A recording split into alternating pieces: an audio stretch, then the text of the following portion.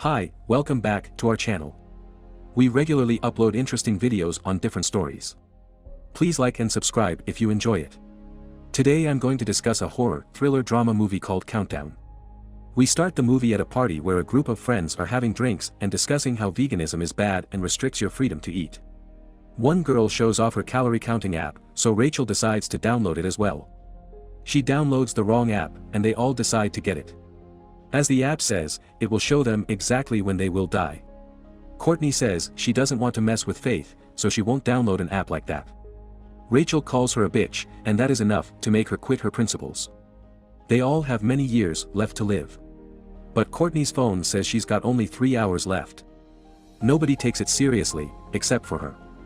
Of course, she decides to not sit in the car with her drunk boyfriend, Evan, and chooses to walk instead. Evan speeds off when she gets a notification saying that she broke the user agreement. There are only 7 minutes left on the counter, and she is getting more and more worried as a suspicious man starts following her. Don't worry, he was only there to make her more paranoid. There are only 2 minutes left on the counter when she quickly gets inside her house, where she shuts down her phone. She hears weird noises in the bathroom, and her phone screams at her. She gets sucked up by something and drops dead exactly when the timer hits 0. We switch to Evan, who had a car accident. A branch impaled the seat where Courtney would have been sitting. We didn't get introduced to Quinn. A nurse who treats patients in the hospital is even included. He shows Quinn the app, which says there are only 19 hours left for him to live. He explains how Courtney died and how the app was responsible for it. We learn that 19 hours later, the surgery was going to take place and that he would die during the procedure. Quinn reassures him that the app has nothing to do with life or death. It was created in a basement by a Discord mod. The hospital staff prepared a small party for Quinn to celebrate her passing her test. Scott murders the cake, and they start a conversation about the app. Dr. Sullivan and Scott discover that they have many years ahead of them. When a junkie bursts in with an overdosed woman, they saved her life, and we switch to the end of Quinn's shift. She downloads the app as well and accepts the user agreement. It says she has only 2 days and 22 hours left to live. Dr. Sullivan comes into the elevator and invites her to dinner, but she refuses. She visits her parents' house to grab her birth certificate. She hears the wardrobe door moving, so she checks it out. She finds her sister, Jordan. I was hiding in there with a half-naked boy. We learned that Quinn didn't win the Best Sister award as she hadn't seen Jordan for months. Quinn's dad enters the scene, and we learn that their mother is dead. Evan is about to enter surgery when his phone screams, telling him he has only 3 minutes left to live and that he broke the user agreement. He looks in the mirror and sees the app developer standing behind him. The mirror breaks, so he panics and locks himself in the stairwell. Courtney then appears there with her new makeup and throws Evan down the stairs, killing him. As the timer hits 0, Quinn gets to work and learns that Evan died. The nurses think he jumped because of depression. Quinn then steals his phone, and I kid you not. She tries to unlock it with his corpse's fingerprint. The method isn't working, so she decides to force open his eyes and unlock it with Face ID. She then calls her dad and tells him that the weekend picnic is cancelled as her timer will run out. At that time, she then passes by a room and sees the Grim Reaper for a second. When she goes haywire, Dr. Sullivan invites her to do some work. The doctor confronts her like a true Redditor and tries to force himself on her. Quinn wants to talk to Nurse Amy about what happened, but Dr. Sullivan calls her away when she gets home. She tries to delete the app, but it is impossible to do so. She looks the app up on the internet and finds other people talking about the same experience she had. There's even video documentation of it, but Google is too busy demonetizing videos on YouTube. They don't have time to delete apps from the Play Store. For a second, Evan appears on her bed for a second, and she gets so scared she sleeps in her car instead. Jordan wakes her up in the morning. She finds her phone and sees the app. They get into an argument about how shitty their big sister is. So, Jordan leaves. The next day, she goes to a phone store and buys a new mobile. She checks the apps on the phone and gets relieved that the Countdown app isn't on it. She is about to exit when the screen notification pops up and the app reinstalls itself. She sees the man in black in the reversing camera again. When the driver grabs her from behind, she steps on the gas and hits the man's car. The damage is so horrible that they can't even show us. The guy gets angry and starts questioning the woman. When the guy who overheard the conversation in the store comes out and tells him to piss off, the guy, of course, leaves, even though he had every right to demand compensation for the damage, Matt. Then he shows her his phone with 18.5 hours left on the counter. They sit down in a bar to drink. When they get the idea of reading the user agreement since they forgot to do it the first time, they convince a flat earther to download the app so they can read it. The guy is about to accept it when they stop him and tell him a very relatable joke about how you should never accept terms and conditions without reading them. They figure out that the app is not killing them. They would have died anyway. The app just shows them the exact time, but if they try to alter fate and change plans, cancel events, etc. to avoid death, they break the user agreement. Death comes for them. They head to the hospital and ask the local child molester to help them as they believe a demon is behind this app. He gives them a name and an address, as he thinks demons are not real. Nurse Amy calls Quinn aside, so Matt visits the bathroom. A barefoot kid tries to take a peek, but Matt tells him the priest is next door.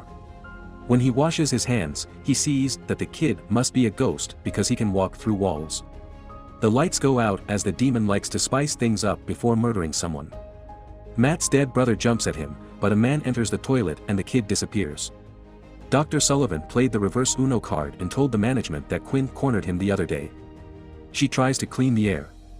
When Nurse Amy asks why she didn't go to see her if this really happened, Quinn gets angry and tells her she already tried once. Second, attempt to talk with someone else or send an email. You must be a paid DLC at this hospital. They go to the church and discover Father John. Listening to Lil Nas X, Father John is a big fan of demons and got into the business just because of them. He explains to them how the ocean demon works. If you change your fate, the ocean will torment you right until the moment you die. The father tells them he needs to see the code of the app to be sure it is ocean. So Quinn goes online to look for a hacker who might be able to get the source code of the app. Just kidding, they head back to the phone store and ask the owner if he can hack the app. It turns out, jailbreaking a phone means he can hack into apps as well. They offer him 2 credit cards to skip his Tinder date and help them instead. The guy types in one word, and they're already beating even NCIS hackers.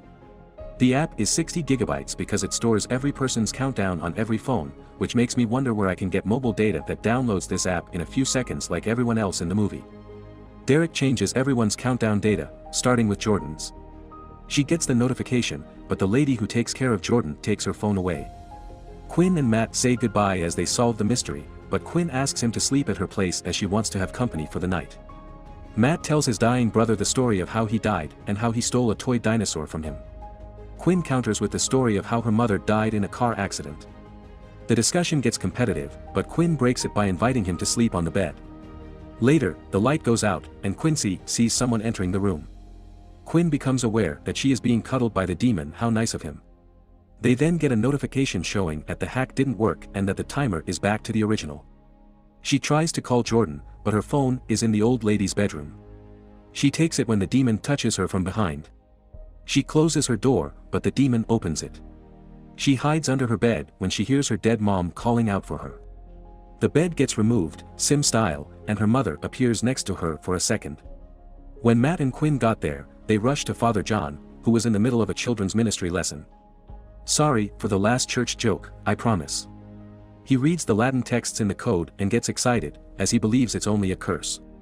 He says Satan is the father of lies, and all you have to do is to prove he is a liar. The plan is to keep one of them alive and beat the clock by 1 second.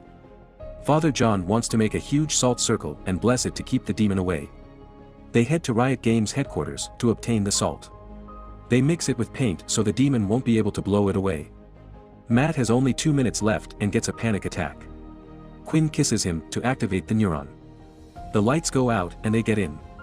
The circle ocean appears, but he can't enter the circle as his clothes burn as soon as he touches it. Matt starts to hallucinate and grabs the toy dinosaur he stole from Jeff. He used to be a jerk when he was a kid. Jeff appears and wants his toy back, but he steps back when Matt tries to give it to him. Of course, Jeff is the demon, and he fools Matt into stepping out of the circle.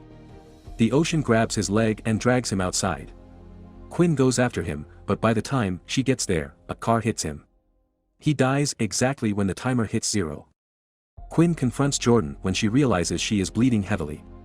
They get her to the hospital when one of the nurses stops Quinn and tells her she went through the same crap with Dr. Sullivan and she's ready to take action. They have 17 and 15 minutes left to live, but Quinn gets an idea and leaves Jordan there. She enters Dr. Sullivan's office and hits on him. She tells him to meet her at the closed wing of the hospital. Dr. Sullivan turns into a monkey and decides to fulfill his desire to reproduce. He follows her to the closed wing. When Quinn plays a little game with him, Quinn hits him several times with a crowbar. She plans to kill him to break the curse. She knows. He also downloaded the app, and if he dies before his time, the curse will break. She's about to inject him with morphine when the demon takes him away to save his life. Dr. Sullivan attacks Quinn, but she performs the Nutcracker and delivers a sick catchphrase. "You go girl." The demon defends Sullivan again and eats Quinn. She then grabs a needle marker and drugs and goes looking for Jordan, who has only 1.5 minutes left to live.